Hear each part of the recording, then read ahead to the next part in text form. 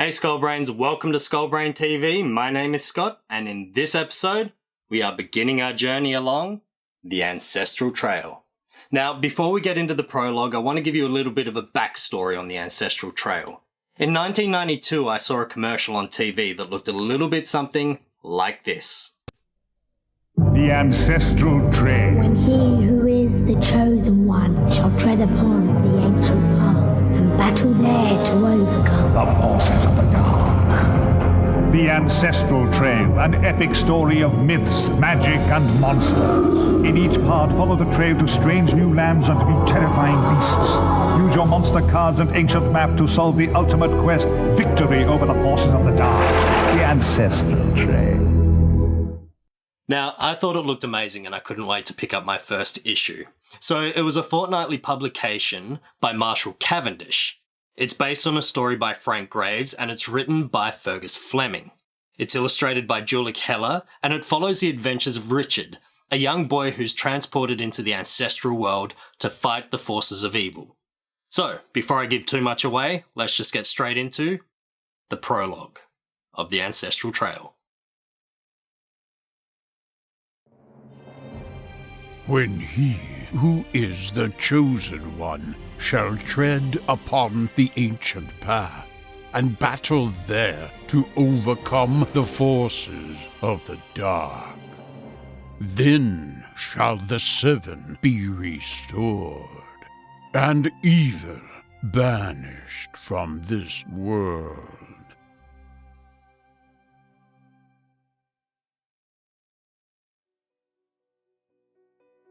Night was falling fast as Richard hurried across the common. He was going to be late home for the third time this week. Suddenly his foot caught in a hole and he tumbled to the ground.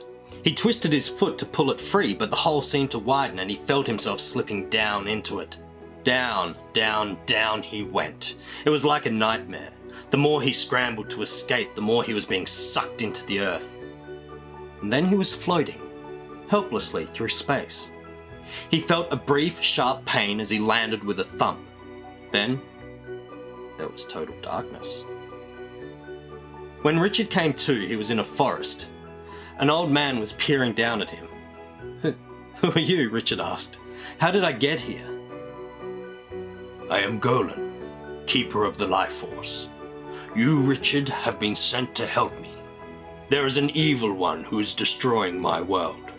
Even as I speak, he wins the final battle against my forces.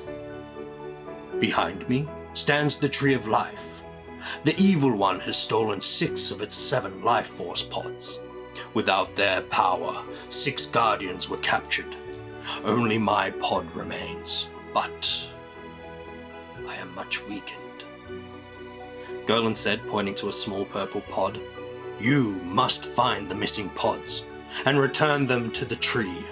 Then you must destroy the evil one. Oh, why me? Richard stammered. You are the chosen one. Our prophecies foretell that the evil one shall be destroyed by a stranger who sees in 2 lights. But I don't see in any lights, Richard told Golan. The grey eye sees the dark side of life. The green eye sees good.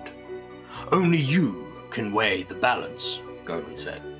Richard had always been teased about his different coloured eyes, but he never let it bother him. Until now.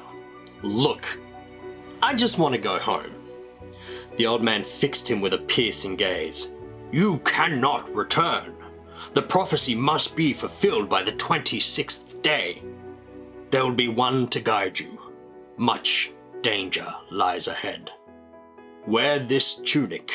It will conceal you 7 times when its hood is up.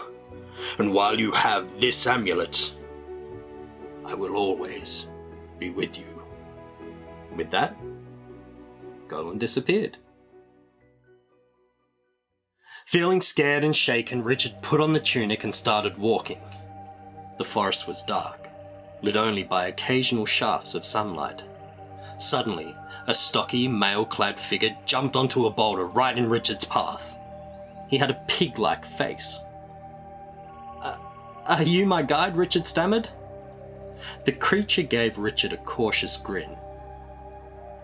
"I am Orkin, of the common beasts," he said. "Why do you want a guide?" Richard told Orkin about his quest to find the stolen pots. "I can help you," Orkin said. "I just escaped the final battle with my life. I'm looking for other survivors, but we can travel together."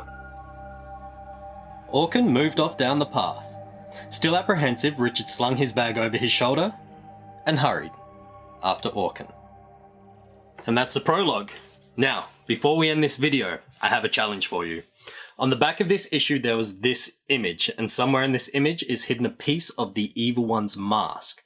So, see if you can find it, and I'll reveal where it is in the next video. Until then, stay tuned and stay skull-brained.